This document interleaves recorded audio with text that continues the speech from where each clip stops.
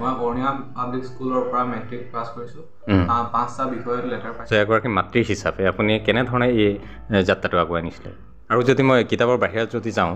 তোমাৰ এনে ভাল কি কৰি ভাল লাগে চ' নমস্কাৰ বন্ধুসকল বৰ্তমান মই টিংখাং সমষ্টিত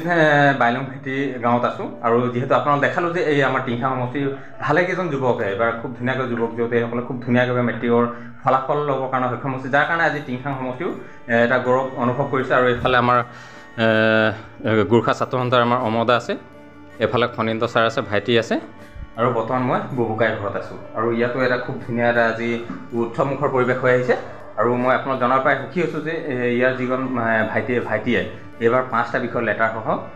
ষ্টাৰ মাৰ্ক পাবলৈ সক্ষম হৈছে চ' মই পোনপ্ৰথমে আপোনালোকক ভাইটিক চিনাই আছোঁ ভাইটি কেনেকুৱা ভালে আছা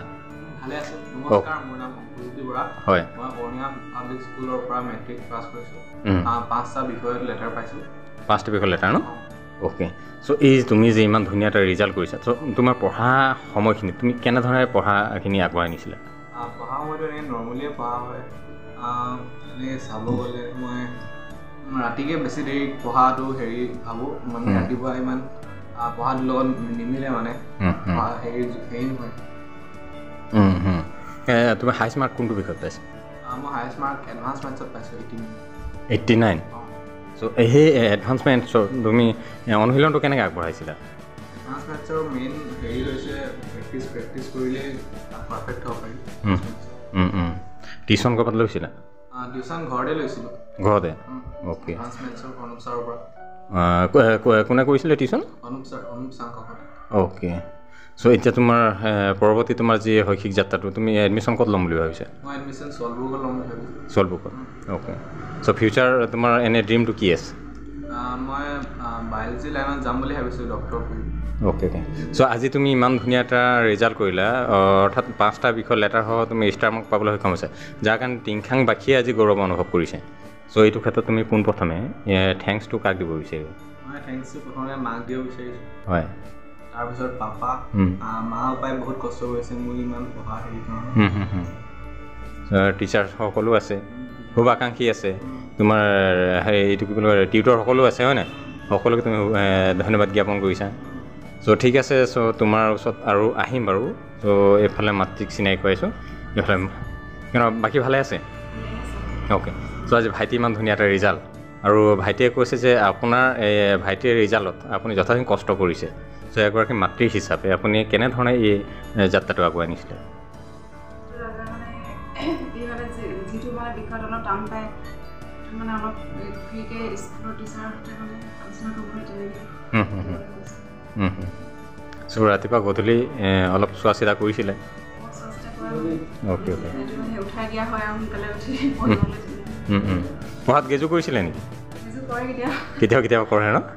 অ'কে চ' ঠিক আছে আপোনালোক ধন্যবাদ আৰু শুভেচ্ছা থাকিলে অভিনন্দন জনালোঁ ভাইটি খুব ধুনীয়াকৈ এটা ৰিজাল্ট আগবঢ়াইছে চ' ভাইটি তুমি তোমাৰ ভাল লগা দিশ কোনটো হয় মোৰ মেথছ আৰু যদি মই কিতাপৰ বাহিৰত যদি যাওঁ তোমাৰ এনে ভাল কি কৰি ভাল লাগে মোৰ স্কেটছ কৰি ভাল লাগে স্কেটছ কৰি আৰু বেয়া কি কৰি লাগে মোৰ নাচি বেয়া লাগে শুই উঠি কেতিয়াবা ৰাতিপুৱা সোনকালে শুই উঠিবলৈ গ'লে বেয়া লাগে নেকি সোনকালে উঠোঁ আৰু মায়ে যে অথনি কৈছিলে তুমি ধুনীয়া গান গোৱা কৈছে সঁচাকৈ নেকি অলপ ন এয়া বন্ধুসকল ভাইটি এতিয়া গুণগুণাব এটা নেকি আপোনালোক দেখাবলৈ চেষ্টা কৰিম চ' ভাইটি তোমাৰ যিকোনো মনত থকা বা তুমি এনেই জাষ্ট গুণগুণাই থকা অকণমান কিবা এটা গুণগুণাই দিয়া চ' বন্ধুসকল ভাইটি অলপ লাজ কৰিছে গীত গায় খুব ধুনীয়া গীতে গায় কণ্ঠটো ভাল আৰু মাজে মাজে গুণগুণাই থাকে চ' পৰৱৰ্তী সময়ত আপোনালোকক শুনাবলৈ চেষ্টা কৰিম চ' ভাইটি তুমি যিমান ধুনীয়া এটা ৰিজাল্ট কৰিলা এতিয়া তোমাৰ পাছত যথেষ্টখিনি নৱপ্ৰজন্ম আছে হয় নাই উঠি অহা ভাইটি ভণ্টিসকল আছে চ' সেই সিহঁতক লৈ পিনে তুমি কি ক'বা সিহঁতক ক'ব বিচাৰিছোঁ কি পঢ়াটো লৈ অলপ চিৰিয়াছ হ'বলৈ লগতে যোনকেইটা ছাবজেক্ট টান পায় সেইকেইটাত বেছি গুৰুত্ব দি পঢ়াটো আগবঢ়াব লাগে অ'কে চ' এইফালে মাতৃ আছে মানে কি হ'ল ভাইটিয়ে ক'লে যে আপোনাৰ ইয়াৰ বিহাইণ্ডত আপোনাৰ যথেষ্টখিনি হাত আছে দেউতা আৰু আপোনাকে প্ৰথমে থেংকছ দিব বিচাৰিছে চ' খুব ধুনীয়া এটা ৰিজাল্ট কৰিছে চ' এগৰাকী মাতৃ হিচাপে ধৰক আজি সমাজ ব্যৱস্থা এনেকুৱা বহুত সময় থাকে আগতে আমাৰ দেখিছিলোঁ যে মহিলাসকলে দুজনী তিনিজনী বহি পিনে ক'ৰবাত ধুনীয়া এটা আলোচনা কৰিছিলে যে তোমালোকৰ ঘৰৰ ল'ৰাটো কেনেকুৱা পঢ়াত কেনেকুৱা বা কি কৰি আছে বা আমি কেনেধৰণে আমি চিন্তা কৰিলে সমাজখন আগুৱাই আগৰ মানে কি হ'ল আজিৰ পৰা 10-12 বছৰ এটা ধুনীয়া এটা মানুহৰ মাজত আপোনাৰ কি বোলে কৰ্ডিনেশ্যন এটা আছিলে কিন্তু আজি তাৰিখত সেইবিলাক প্ৰায়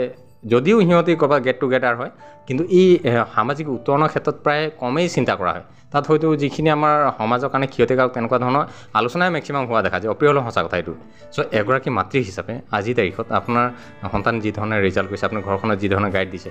চ' অন্য যিবিলাক আছে সকলোৱে ভাল চিন্তা কৰিলে ধুনীয়াকৈ আগবাঢ়ি যাব চ' এইটো ক্ষেত্ৰত আপোনাৰ অপিনিয়ন কি ৰাখিব মই এইটোৱে ভাবোঁ সমাজৰ মানে লোকসকল বা মহিলাসকলেই হওক তেনেকৈ মানে গোট খুৱাই মানে ছোৱালীসকলক আগবঢ়াই দিয়ে আৰু পজিটিভ কিবা এটা চিন্তাধাৰা বিষয়লৈ আলোচনা কৰিলে ভাল হয় আৰু পজিটিভ যদি ভাল কৰে ধুনীয়াকৈ আগবঢ়াব চ' ঠিক আছে ভাইটি তোমাৰ অভিনন্দন থাকিল শুভেচ্ছা থাকিল ধুনীয়াকৈ এতিয়া ডাঙৰ সমাজ এখন পাবা ডাঙৰ ফিল্ড এখন পাবা খুব ধুনীয়াকৈ আগবাঢ়ি যাবা অ'কে আৰু মা পাপা যি ধৰণৰ কষ্ট কৰিছে পৰৱৰ্তী সময়ত তোমাৰ এইখিনি অলপ মনত ৰাখি মানে খুব ধুনীয়াকৈ আগুৱাই নিবা যাতে এইবাৰ তোমাৰ টিংখাংবাসীয়ে যি ধৰণে গৌৰৱ অনুভৱ কৰিছে পৰৱৰ্তী সময়ত যাতে তোমাৰ ইয়াতকৈ ভাল হয় ঠিক আছে অ'কে চ' বন্ধুসকল এয়া দেখালোঁ টিংখাং সমষ্টিৰ এজন যুৱক খুব ধুনীয়াকৈ অৰুণিমা পাব্লিক স্কুলৰ পৰা খুব ধুনীয়াকৈ মেট্ৰিক পাছ কৰিছে ত' আপোনালোকে আশীৰ্বাদ কৰিব ভাইটিয়ে যাতে পৰৱৰ্তী সময়ত খুব ধুনীয়াকৈ আগবাঢ়ি যাব আৰু ইমানেই ভিডিঅ'ত চাই থকা সকলোকে মই বিনোদ খাই আন্তৰিক ধন্যবাদ জ্ঞাপন কৰি আজি এই ব্লগটো মই ইমানতে সামৰণি মাৰিছোঁ